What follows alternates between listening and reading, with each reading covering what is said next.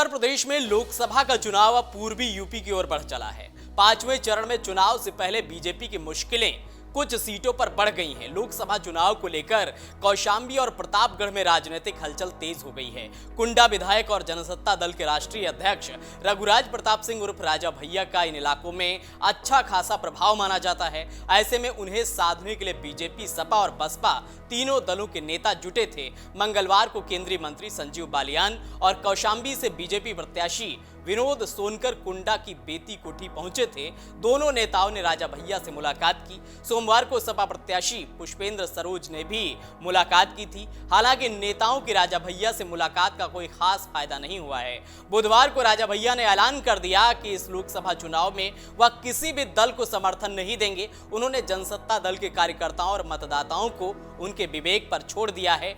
वह किसे वोट देंगे और किसे नहीं, राजा भैया के इस दांव से भाजपा का कौशांबी और प्रतापगढ़ में खेल बिगड़ सकता है। दरअसल कौशांबी लोकसभा क्षेत्र में प्रतापगढ़ की 2 विधानसभा सीटें कुंडा और बाबागंज शामिल है। इन दोनों क्षेत्रों में राजा भैया का प्रभाव माना जाता है। कुंडा से खुद राजा भैया विधायक हैं और बाबागंज से उनकी पार्टी के नेता विनोद सरोज विधायक है। ऐसे में कौशांबी सीट पर जीत के लिए राजा भैया का समर्थन महत्वपूर्ण माना जा रहा है। शाम को पार्टी पदाधिकारियों के साथ बैठक के बाद राजा भैया ने कहा कि जनसत्ता दल के पदाधिकारी और कार्यकर्ता अपने विवेक से किसी भी पार्टी को वोट करने के लिए स्वतंत्र हैं। वह किसी भी दल के प्रत्याशी को समर्थन नहीं देंगे। आंकड़ों के मुताबिक बाबागंज की 3,26,171 और कुंडा के 3,64,472 वोटर इस लोकसभा की सीट पर खास प्रभाव डालते हैं।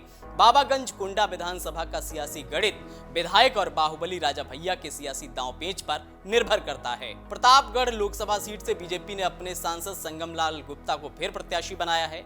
एसपी ने पूर्व MLC doctor SP Singh Patel को टिकट दिया है। वह पहली बार लोकसभा के चुनाव मैदान में हैं। बहुजन समाज पार्टी ने ब्राह्मण वोटों में सेंध लगाने के लिए प्रथमेश मिश्रा को उम्मीदवार बनाया है। वह सुप्रीम कोर्ट के वकील हैं। जिले के जातीय समीकरण की बात करें तो यहां पर यादव, कुर्मी, मुस्लिम और मौर्य समाज के वोटर निर्णायक भूमिका निभाते हैं। कुर्मी, यादव और मुस्लिम मिलाकर करीब 36% बनते हैं। 16% ब्राह्मण और 8% क्षत्रिय वोटर भी प्रतापगढ़ सीट पर हैं। प्रतापगढ़ की राजनीति में यहाँ के 3 मुख्य राजघरानों का दखल हमेशा रहा है। उनमें से पहला विश्वसेन राजपूत राय बजरंग बहादुर सिंह का परिवार है।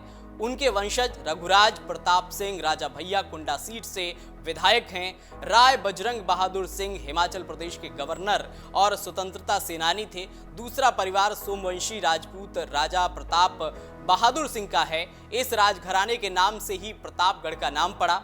तीसरा घराना काला कांकर के राजा दिनेश सिंह का है, जो देश के वाणिज्य और विदेश मंत्री रहे। 17 लोकसभा चुनावों में से 10 बार राजघराने से जुड़े उम्मीदवार ही जीतकर लोकसभा पहुंचे हैं। हालांकि इस बार राजघराने से कोई भी प्रत्याशी नहीं है। प्रतापगढ़ सीट पर सीधा मुकाबला बीजेपी और एसपी गठबंधन के बीच माना जा रहा है।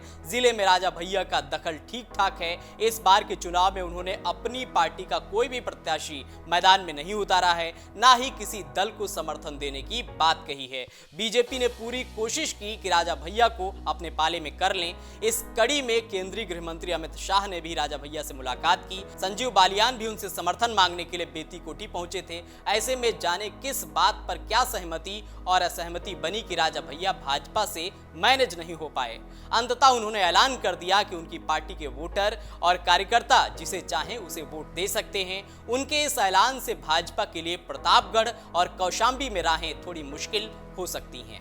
अगर आप ये वीडियो YouTube पर देख रहे हैं तो हमारे चैनल को सब्सक्राइब करें और बेल आइकन को दबाना ना भूलें। अगर आप Facebook पर ये वीडियो देख रहे हैं तो हमारे पेज को लाइक करें।